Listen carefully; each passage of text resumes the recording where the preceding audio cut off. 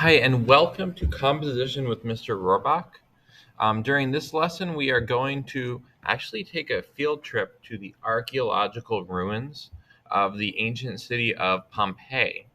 And you're going to have a chance to see what remains of certain key locations in the city of Pompeii. And how are we going to take that virtual field trip? We are going to use either Google Earth or Google Map. You'll see I give you a link to both. All right, and if you click on the link, I'm using Google Maps here because it's a little bit more forgiving on my computer.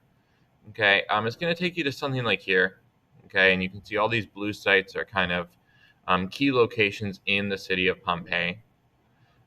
What you'll notice is that a lot of these sites are in Italian because Pompeii is in modern day Italy.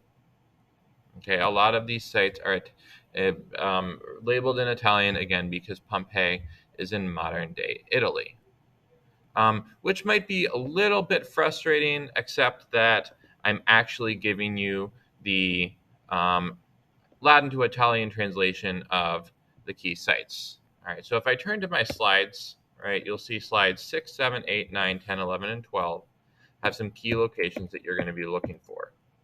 So slide 6, I got to look for the public baths. And I see that the Italian word for bath is terme. Okay, so I'm going to look for the terme.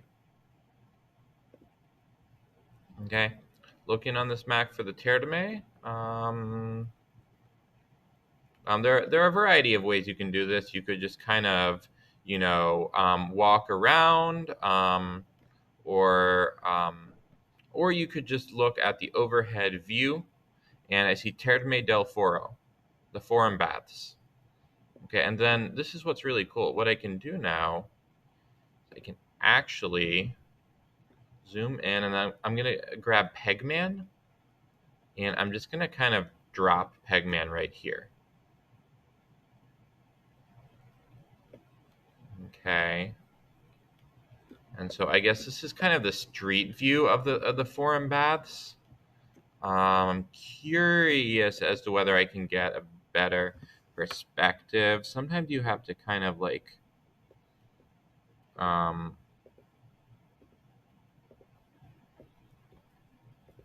look around, but let's try one more.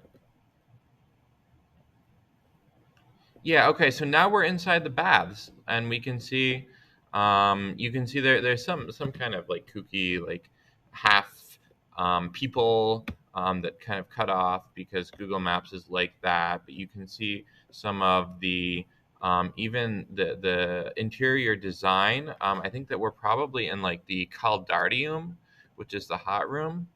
And I can even give myself a little more of a tour. And then when I find a really good view, right, a really good perspective. All right, um, what I'm going to do is I'm just going to screenshot. Okay. And then what I can do is I'm just going to add that screenshot to the appropriate slide. All right, and so basically what you're doing is you're looking for, all right, each of these locations. All right, the next one is the forum, right? The courthouse, the amphitheater, temple, house, theater, and the market. You're looking for each of these ones using Google Maps or Google Earth, right? And then once you find those and you give yourself a little bit of a tour of that place, go ahead and screenshot and add it as the background of one of your slides. Okay, that's the virtual field trip piece. Now, once you're done with your virtual field trip, we're going to start composing our Latin.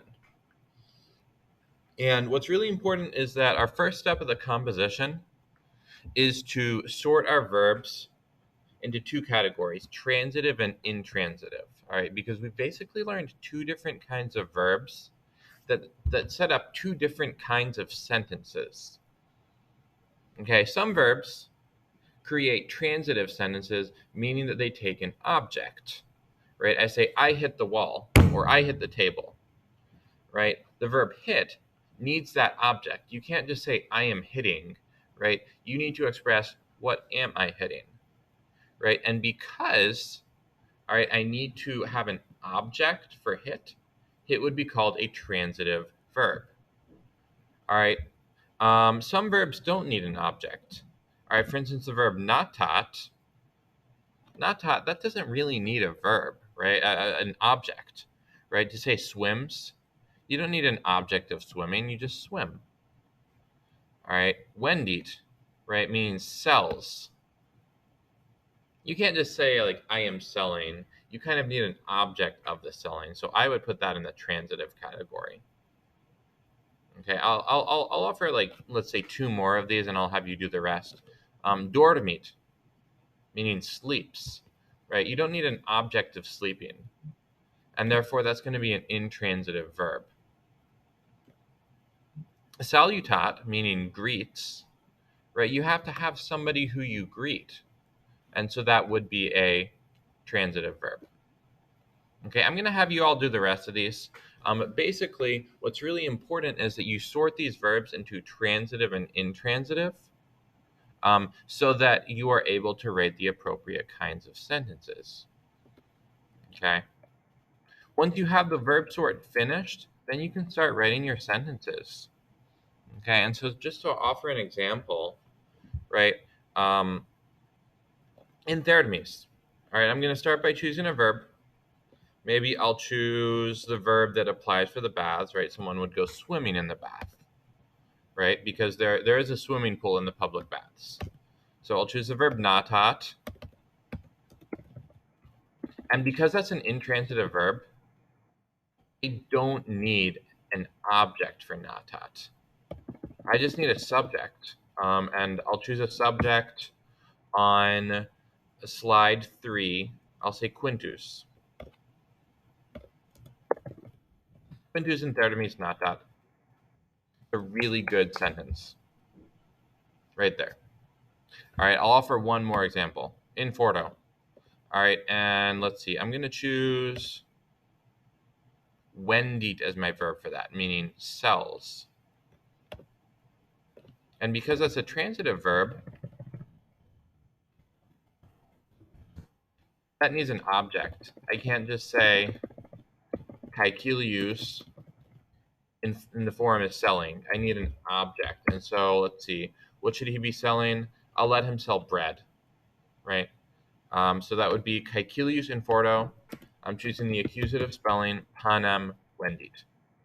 Caecilius is selling bread in the forum. Great sentence, again. Okay, so your intransitive sentences should be 4 words long. Your transitive sentences should be 5 words long. The only word we should be recycling is in. All right, nothing else should be recycled. And that's how you write really good sentences. Okay, and then our last step is to just kind of fill out our slides. Right, so let's say we have Quintus swimming. I'm going to take Quintus. Right, and then I'm just going to kind of,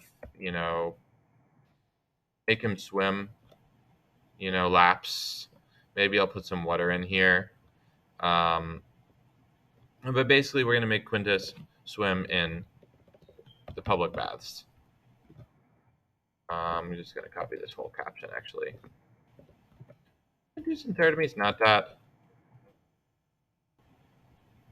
Okay, and that's good. That's all you need, folks. All right, for each sentence, you need the appropriate background based on your virtual field trip, and we need to make sure we're not recycling any words. Please don't hesitate to reach out if you have any questions about this writing project. Otherwise, wishing you the best on our Stage 3 writing project.